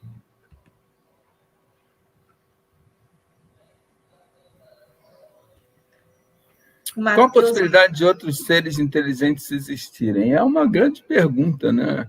É uma pergunta que muita gente pensa hoje em dia. Eu não sei, existem vários argumentos sobre isso. Eu acho o seguinte, eu acho que existe uma possibilidade bastante concreta que nós sejamos o único lugar no universo onde exista vida. Por que eu digo isso? Porque existe um número imenso de galáxias, de sistemas solares, e várias delas têm planetas com condições parecidas com a gente. Mas tudo isso são probabilidades, né? Você tem que ter galáxias, as galáxias têm que ter sistemas solares com Sol que não seja quente demais, nem frio demais. Aí tem que ter planetas a uma distância certa do Sol. Tudo isso são probabilidades, então o número de planetas vai diminuindo. Eu não me lembro o número certo, mas assim, existe uma equação chamada equação de Drake, que é usada para estimar a probabilidade de existência de vida em outro planeta. Então, vocês chegam a uma coisa do tipo, existem, sei lá, 10 a 6 planetas no universo que poderiam ter vida também, tem condições para ter vida. E se houver vida, você pode achar, não sei com que probabilidade, mas acho que existe uma probabilidade razoável de evoluir vida inteligente, porque inteligência é uma coisa muito adaptativa, né? Agora, de qualquer forma, quando você pensa nas probabilidades que os bioquímicos, isso entra na equação de Drake, quando você entra na probabilidade que os bioquímicos estimam de origem da vida, origem espontânea da vida, quer dizer, espontânea não, moléculas, né, submetidas a raios, sopas de moléculas, coisa e tal, submetidas a raios, gerando moléculas orgânicas autorreplicáveis. Uma molécula precisa se autorreplicar, produzir novas moléculas que, quando vão ser produzidas com pequenas diferenças, geram evolução, tá? Geram mudança. Então, para você obter esse tipo de coisa, a probabilidade é menor do que 1 em 10 a 6, que os bioquímicos estimam. Sei lá, 1 em 10 a 9, 1 em 10 a 8. Então, com uma probabilidade disso acontecer, sei lá, 1 em 10 a 8, 10 a 9, e os planetas são 1 em 10 a 6, a expectativa do número de planetas na equação de Drake, pelo que eu vi, de ter vida, é muito menor do que 1. Então, o número esperado de planetas que tem a vida é muito menor do que 1. Então, existe uma probabilidade, claro, isso não é uma certeza, e todas essas probabilidades que eu falei são meras estimativas. Você ainda pode ter a coisa do tempo, porque você pode ter a vida se originando num planeta, se extinguindo naquele planeta toda a vida, se tiver uma espécie que possa ser tão estúpida no seu trato com o planeta quanto nós somos, né? E você não tem, na verdade, que as vidas estejam coincidindo em vários planetas na mesma época. Você ainda pode ter isso, né? Então, existe uma probabilidade bastante concreta, embora, claro, isso seja só uma opinião, mas eu acho que existe uma probabilidade bastante concreta que nós sejamos o único lugar no universo onde há vida, ponto. Tá? E se nós formos, se essa é a situação, eu acho que é uma excelente razão para a gente dar ainda mais valor para a coisa maravilhosa que a gente tem. aqui à volta da gente nesse planeta. Eu prefiro pensar assim. Eu vou só fazer um comentário, porque foi muito bacana isso aí que o Fernando chamou a atenção. Quando eu trabalhei na UESC, eu fiquei muito amigo de uns pessoal que trabalha, astrofísicos, né? Eles trabalham justamente buscando planetas, só que a categoria de planetas que interessa a eles não é os que são possivelmente habitáveis por formas orgânicas, digamos assim, né? Teriam condições similares à nossa. E aí um deles me sugeriu um livro que foi muito interessante ler, que se chama, traduzindo, né, Terra Rara. É de um geólogo, o Ward, e de um astrofísico, que Brown, se eu não me engano o nome dele. E assim, eles, na verdade, falam que a equação de Drake ela é muito otimista. Quando eles começam a falar das especificidades do nosso sistema solar, do posicionamento do nosso planeta, eles colocam uma série de variáveis que as pessoas não contavam, que não está na equação de Drake, né? Que sugere que, na verdade, toda a condição, né, de posicionamento do planeta, de como é o nosso sistema solar, da presença de uma pequena estrela que não deu certo, que serve como uma proteção para chuva de cometa ser muito maior do que ela é realmente. Então, eles calculam que, na verdade, a raridade de ocorrência de vida é muito maior. Então, é um livro que eu recomendo a todo mundo, muito interessante. Depois eles fizeram um outro livro, que é Quando a Terra Vai Morrer, né? Que também é bastante interessante, mas, para mim, não tanto quanto esse Terra Rara.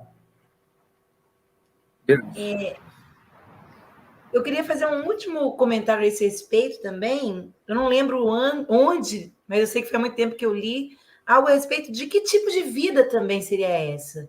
A gente pensa na vida, né, formada por moléculas de carbono, as nossas moléculas orgânicas, e aí tem várias especulações sobre uma vida de silício, né, que é uma outra molécula que formaria tetraédro. Teria condições de formar vida. Pois, então, é ainda mais complexo, né? E a gente geralmente vai estar buscando vida tal qual conhecemos. Então, é possível até chegar a encontrar algo que poderia ser, né, autorreplicante e vida, e a gente não reconheceria como tal. Assim, apareceu até uma pergunta de um aluno aqui embaixo, que passou rápido, a gente não chegou a responder, que era sobre isso de você ter vida semelhante às nossas características. Acho que ele até escreveu com 1,70 m, não sei o quê, coisa e tal, em outros lugares. E agora, eu acho que algumas coisas é bem possível que elas se reproduzissem. Então, por exemplo, simetria bilateral, você ter 2 olhos não me espantaria. Que o organismo tivesse 2 olhos, uma boca, não me espantaria, porque não há muito como ser de outra forma. E simetria bilateral é tão vantajosa que eu acho que teria que evoluir. Mas por isso que, quando eu falo do marciano, o meu argumento é os 5 dedos.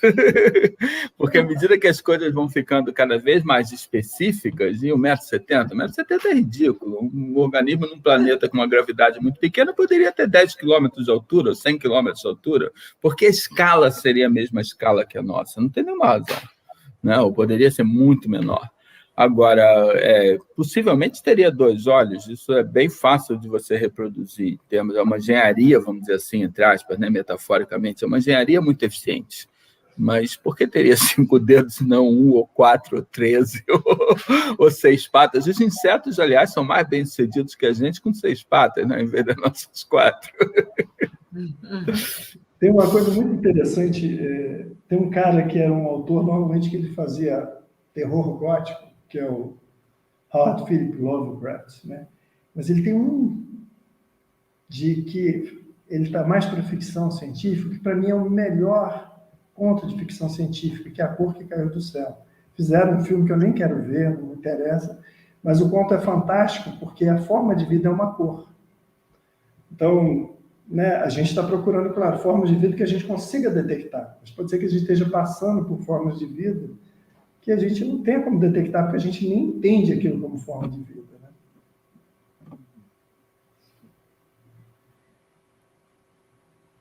Gente, eu estava tentando achar... Tem mais perguntas? Tem várias, viu, ainda, eu acho. Comentários. Pensamos em evolução, adaptação, quem será mais evoluído? Seres humanos ou bactérias? Isso é um livro do Gold, chama-se Full Hand, né? O full hand, que é a jogada do pôquer, que todas as cartas contam, né? 2 cartas de um e 3 do outro, que é sobre a diversidade da vida. E o Gold argumenta bastante coerentemente que assim, a gente fala em idade dos mamíferos, agora a gente é tão arrogante, mas tão arrogante, que a gente fala em antropoceno, enquanto o mundo, na verdade, obviamente, o mundo é das bactérias. Aí ele pergunta assim, qual o critério que você quer comparar? Biomassa, agente ou bactéria? Bactéria 1-0. Número de organismos, agente ou bactéria? Bactéria 2-0. Diversidade taxonômica, agente ou hominídeo, se vocês quiserem, ou que seja, ou bactéria? Bactéria 3-0. Tolerância à ocupação de todo o planeta. A gente gosta de dizer que a gente ocupou todo o planeta. As perfurações mais profundas feitas por humanos no solo, a 10 quilômetros de profundidade, encontraram bactérias. Tem algum ser humano vivendo a 10 quilômetros de profundidade? Não. Em fontes termais, a 300 graus de temperatura, você encontra bactérias. Tem algum ser humano vivendo a 300 graus? Não. Então, tolerância extrema, bactérias. Antiguidade da linhagem. Hominídeos estão aí há 4 milhões de anos, por aí, um pouco mais que isso. Bactérias estão há 3 bilhões de anos. Será que a gente vai chegar a 3 bilhões de anos? Eu duvido um pouquinho. Então, quer dizer, bactérias 5-0. Os seres dominantes do planeta são as bactérias disparadas. Nós somos arrogantes, nossa visão é provincial, nossa visão a gente considera mais importante da vida ou que é mais parecido do que a gente. Mas as bactérias, com a estratégia delas, são muito mais bem-sucedidas que a gente, sempre foram. E a gente pensa assim, mas elas não pensam como a gente. Tudo bem, elas não pensam como a gente. Não tem nenhuma bactéria que seja um Caetano Veloso, para a tristeza das outras bactérias. Mas de qualquer forma, as bactérias não precisam disso para sobreviver muito bem, e está muito bem, obrigado. E certamente o mundo é delas, não é nosso. Excelente, professor.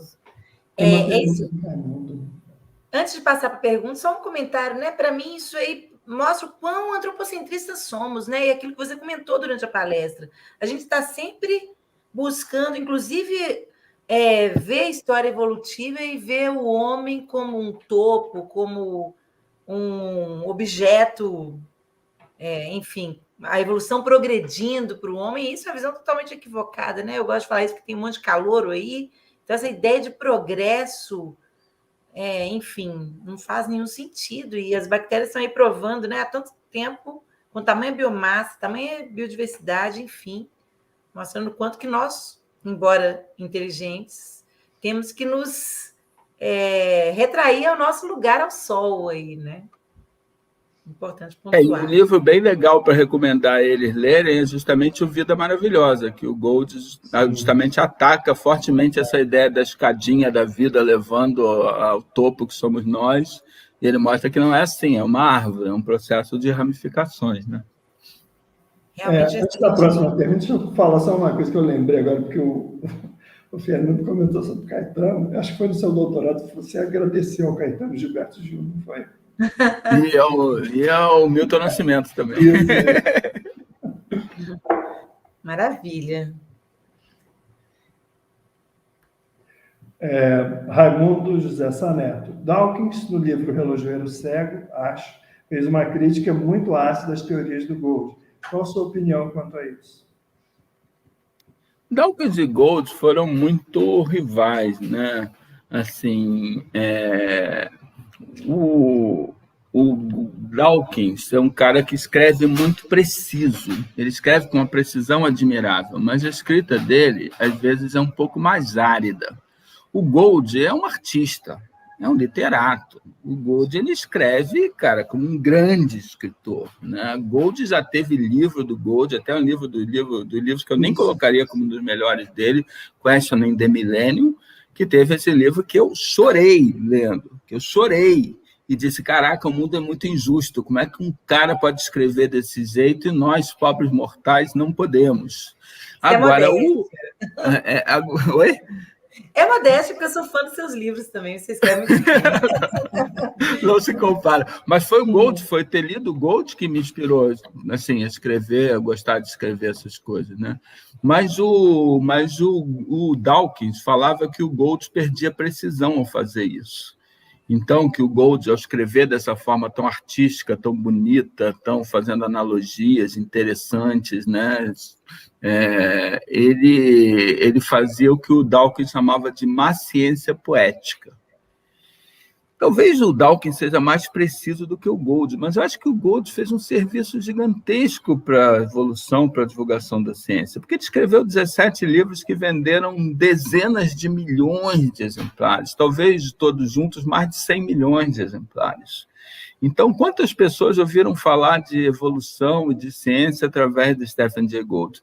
E eles tinham uma discussão séria que era a coisa da separação da ciência e religião, que o Dawkins sempre achou, sempre defendeu que ciência e religião são coisas que, na verdade, a religião era uma coisa que assim, tinha feito um monte de ideias equivocadas e que a ciência deveriam ser substituídas pelas ideias da ciência, que são testáveis, e isso seria bom para a humanidade, etc. O Gould sempre defendeu que não, que são o que ele chamou de separated magisteria, quer dizer, evolução, a religião tem um assunto, tem as questões de valores, questões, né, existenciais que pertencem à religião, no qual a ciência não deve se meter, e tem as questões científicas que pertencem à ciência, na qual a religião não deve se meter. Então, que as coisas deveriam ser separadas e continuar coexistindo. E eles nunca concordaram sobre isso. Agora, uma coisa, eu quero só concluir dizendo uma coisa. Quando o Stephen Jay Gould morreu, né, quando ele faleceu, um dos obituários para ele foi escrito por Richard Dawkins. E se vocês procurarem o obituário que o Dawkins escreveu quando Gould morreu, é lindo. É lindo. Tá? Então, vejam isso. Existem pessoas que podem discordar em algumas coisas, mas que têm um profundo respeito um pelo outro em outras coisas. Né? Maravilha. Eu sou fã de ambos. E lembrei agora de uma frase do Raimundo, né, nosso colega aqui, que ele fala que o Dawkins é anti-Midas, porque ele quer bater tanto, né? Ele é muito radical. Tem um aluno que colocou que o Dawkins é lento e chato, eu discordo, eu gosto muito dele também, mas eu concordo plenamente com o Raimundo e com o Gil, ele é agressivo, né? Então ele acaba distanciando certas pessoas, ou enfim, eu acho que o Gould, como bem falou o Fernando, é muito mais amistoso, né? Enfim. O Gould é mais encantador, né?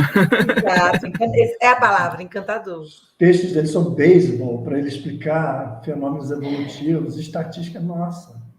É verdade. O lance, né? O lance de dados do livro, não lembro, não recordo o título. Não, ele sempre bota uma de beisebol, né? Das tacadas, das estatísticas. Aliás, ele botou até sobre a doença dele, sobre o câncer dele, para explicar média, né? Uma coisa muito bacana. É maravilhoso. Mediana não é mensagem, é maravilhoso. Maravilhoso esse texto. Agora, tem uma boa pergunta aí. As plantas houve extinção em massa também? É mais complicado, porque o registro fóssil de plantas é muito pior. O melhor registro fóssil que existe é de mamíferos, por causa do dente, né? E depois de répteis. Né? Agora, o registro de a maioria das partes de plantas, troncos não fossilizam, flores, que são essenciais para a taxonomia, também não fossilizam, e folhas geralmente não fossilizam. O que fossiliza mais das plantas é pólen, né? Mas que tem limitações taxonômicas, tudo para se separar. Então, plantas é mais difícil de dizer, na verdade. Né? O registro fóssil é bem mais falho. Né? Agora, eu apostaria que houve, né, num evento dessa intensidade, que houve extinção de plantas também. Mas as plantas, a gente deve lembrar, elas são mais resistentes que os animais à extinção. Primeiramente, porque existe uma quantidade muito maior de indivíduos de plantas. Você lembra daquele negócio da lei dos 10% da biomassa em cada, né, em plantas, produtores, consumidores primários, consumidores secundários. Então, existe um número muito maior de indivíduos de plantas do que de animais. Isso já faz que a probabilidade de alguns terem sobrevivido a esses grandes cataclismos seja maior. Segundo, plantas, conforme eu falei, podem muitas vezes escapar de qualquer catástrofe que ocorra na superfície da Terra, mas que estão enterradas no banco de sementes e que vão germinar. Tem plantas que podem sobreviver 60 anos no banco de sementes. Então, que vão germinar lá adiante depois, mas que ela está lá e vai germinar de novo e vai recomeçar. Então, eu acho provável que tenha havido extinções de plantas nesses grandes cataclismos. O registro fóssil não é tão bom, mas minha aposta seria que se extinguiram menos plantas do que animais. Maravilha. Essa pergunta do Vitor, tem um comentário do Vitor, você tenta achar aí, Raimundo, por gentileza?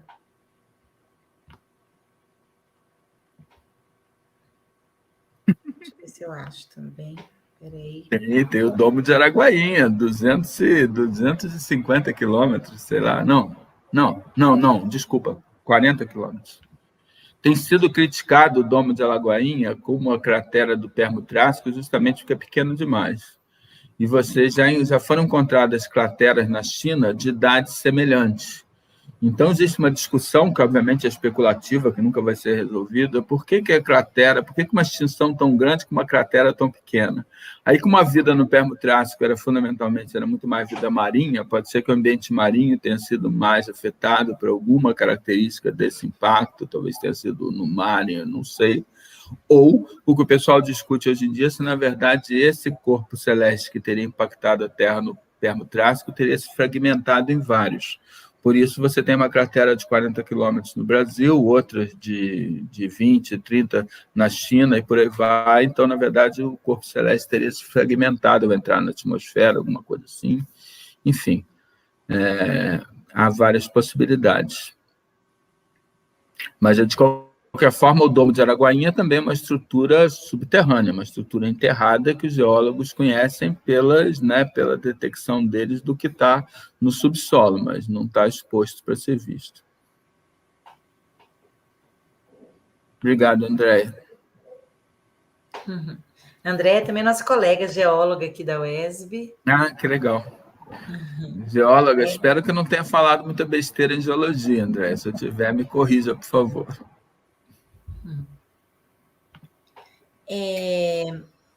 Gil, você acha que tem... Eu acho que posta do Lindoval, por gentileza, vai gerar... Não recebi ainda. Essa aqui, né? Qual será o tamanho do desastre para a vida humana daqui a bilhões de anos? Bilhões? Bilhões de anos. Qual será o tamanho do desastre para a vida humana daqui a bilhões de anos? Enfim, eu duvido muito que a gente sobreviva a bilhões de anos. Né? Primeiro, porque uma espécie não costuma durar tanto tempo. Nossa espécie mesmo, Homo sapiens, tem aproximadamente 200 mil anos. Existem hoje em dia algumas evidências fósseis do oeste da África que estão puxando isso um pouco para trás, mas no máximo 300 mil anos.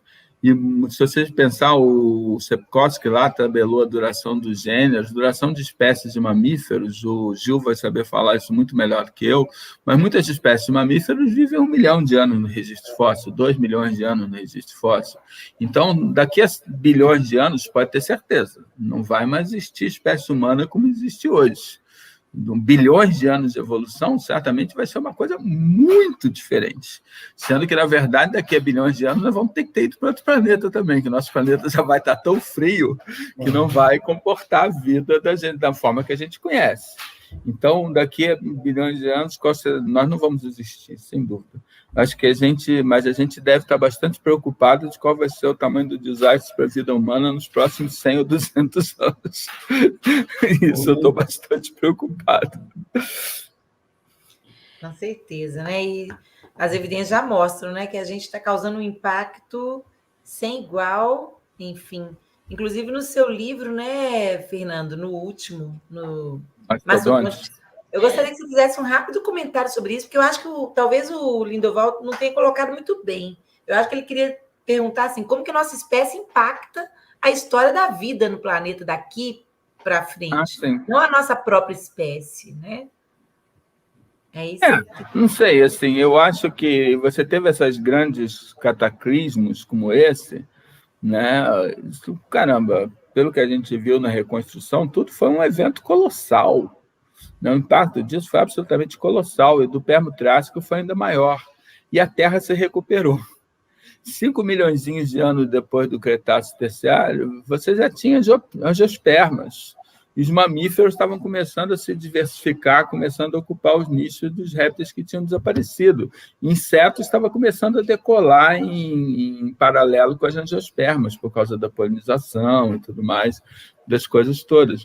Então, na verdade, eu acho que daqui a 5, se a gente continuar do jeito que a gente está, daqui a algumas centenas de anos, nós podemos tornar... É muito difícil a futurologia para 100 ou 200 anos, né? Já é muito difícil com um mundo tão complicado, mas a gente pode muito bem se extinguir como espécie nos próximos 200 anos. Agora, para a vida vai rir da gente. Daqui a 5, 10 milhões de anos, a vida já está evoluindo outras coisas, nós podemos acabar com todos os mamíferos, mas tenha certeza, nós não vamos acabar com todas as bactérias e todos os vírus, não importa o que a gente faça com o planeta. Nós não vamos acabar com eles todos, com todos os fungos, nós não vamos acabar com eles. E aí a vida vai decolar de novo. E, assim, por experiência de vida, eu acho que também nós não vamos acabar com as baratas, não. Esses bichos vão herdar o mundo da gente. O Pedro faz um comentário, Pedro Pereira Risato faz um comentário que eu adorei teu comentário, Pedro. Me emocionei com um capítulo sobre o Huxley do livro do professor Fernandes, O Poema Imperfeito, uma ótima leitura, principalmente para quem acabou de entrar no curso. Acho que eu nunca tinha falado isso para ninguém, mas de tudo que eu escrevi até hoje, meu capítulo sobre o Huxley é meu favorito. Então, eu fico muito feliz que você tenha gostado. Maravilha. O Huxley é um baita exemplo, né, de cientista, de pessoa, de tudo, né? Thomas Huxley é um cara fantástico. Nem precisava ser avô do Aldous e do Julian. Realmente, minha família... Famíliazinha. É incrível, né? Então aí tem um recado, né, da nossa equipe, que para garantirem os certificados é importante que confirme presença na lista que já foi disponibilizada mais de uma vez aí no chat. Aproveitar para pedir que todos aí curtam não só essa live, né, mas também o nosso Instagram, convidando os calouros, portanto, aí, a curtirem o nosso Instagram, @evolução-para-todos, sem cedilha e sem tio, e também o nosso YouTube, né? A gente tem o YouTube Evolução para Todos, no qual tem várias lives anteriores, inclusive algumas palestras apresentadas por alunos, até o Roberto, que está comentando aí, é um dos palestrantes anteriores aí. Então, vamos movimentar o curso, movimentar a biologia à luz da evolução, né? Que é o nosso objetivo. O pessoal está postando alguns dos comentários. Fernando, a gente já caminha para o encerramento. Teve alguns outros comentários, mas todos muito, né? Todo mundo muito empolgado lá no chat. A Ana, ó. Obrigado, Estou Ana. encantada. Obrigado. Muito obrigada, professor. Você é incrível e muito divertido. Fiquei fascinada com tudo. Espero ter outra oportunidade de assistir a outras palestras. É um desejo meu. Espero que sim. A gente, ano que vem, quer trazer esse projeto para o semipresencial, então, de repente, dá para convidar online e a gente está aqui assistindo presencialmente. Vamos ver como vai ser. Né, Gil? A gente está com umas ideias. Sim, com certeza. Tem uma pergunta aqui do Matheus, né? Só que eu acho que ela está incompleta para mim. Talvez você consiga enxergá-la inteira. Vai lendo, Gil, que aí depois eu acho que Raquel coloca. Professores, vocês consideram que o sistema atual, o capitalismo, influencia diretamente no agravamento dos problemas climáticos, em especial o agro? E queria saber se o capitalismo e a ecologia se complementam. Acredito que seja isso. Essa é uma pergunta muito ampla e muito distante do tema da palestra. Eu diria que, obviamente, o tamanho da economia e o tamanho da população, porque uma coisa não é independente da outra, nosso impacto é dado, né, o I igual a PAT, a fórmula lá do Ehrlich Holden. O impacto dos humanos sobre o planeta é dado pelo produto entre tecnologia, que pode ser mais ou menos danosa, vezes população, vezes afluência, que é a riqueza per capita. Com essa mesma riqueza per capita, se a gente tivesse 1/10 da população, a gente não teria problema nenhum. Então, a gente não pode esquecer isso. Agora, nós temos uma população muito grande, com uma afluência muito grande e que causa muito impacto. Né? Os impactos ecológicos sérios não são uma invenção do capitalismo, porque a gente tem extinções de espécies causadas pelos humanos pelo menos há 50 mil anos atrás. Isso é outra palestra, né? O misterioso caso do cachorro à meia-noite. Vocês já viram que eu adoro títulos esdrúxulos, mas é sobre as extinções causadas pelo homem. Então, você tinha desmatamento dos continentes inteiros, você tem marca de carvão no subsolo da queima das florestas há 3 mil anos atrás, há 5 mil anos atrás, há 7 mil anos atrás, né? Então, nada disso foi invenção do capitalismo.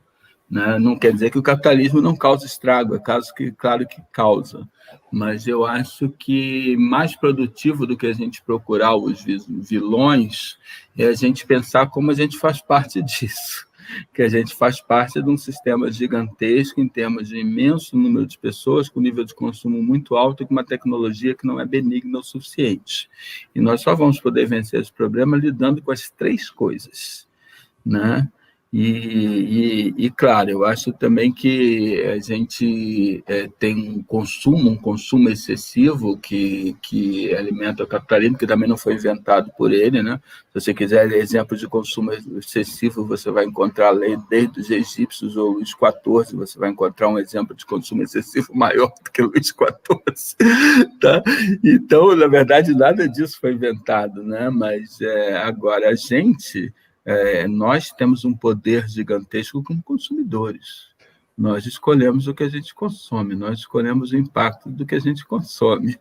Então, eu acho que mais importante do que a gente escolher os vilões é a gente pensar no que a gente faz, né? Como a gente vive, a forma que a gente vive. Maravilha, Fernando. Gil, vamos... Tem algumas outras perguntas, mas a gente acha que não cabe, sabe? A gente agradece aos ouvintes, às pessoas, e quem sabe num próximo evento a gente consegue responder melhor. Algumas perguntas estão indo mais para a parte de córtex frontal, enfim, coisas de raciocínio, mas relacionadas com a evolução humana. Aí nós vamos sugerir que fique para mais adiante, aí, ano que vem. E convidar o Fernando para uma próxima palestra, né? Ele já fez aí uma sugestão muito interessante para os... Seria um prazer. Com certeza. Muito interessante. A gente já fica aí, em breve entraremos em contato novamente, porque eu acho que foi um momento tão enriquecedor, ainda mais para uma aula, para uma aula magna. Então, a gente trazer um tanto aí sobre Gould, sobre a história, das grandes extinções, enfim, eu acho que foi muito, muito assertiva a nossa escolha. Eu agradeço muitíssimo, Fernando, você foi ótimo. Faço minhas palavras de alunos. Um prazer. Divertido, uma linguagem simples, né? Sim, com certeza. Prazer. Agradeço a vocês, ao Gil, meu colega da FRJ, muito tempo atrás, no tempo geológico lá atrás, meu colega das peladas, que teve a oportunidade de descobrir quão mal eu jogo. Mas que era divertido. E obrigado, Luciano. Muito obrigado pelo convite. É um prazer. Gostei muito de estar aqui com vocês. Muito obrigado. Muito obrigada também, Gil, aí, pela mediação. Tchau, tchau, pessoal. E bom final de ano para todos.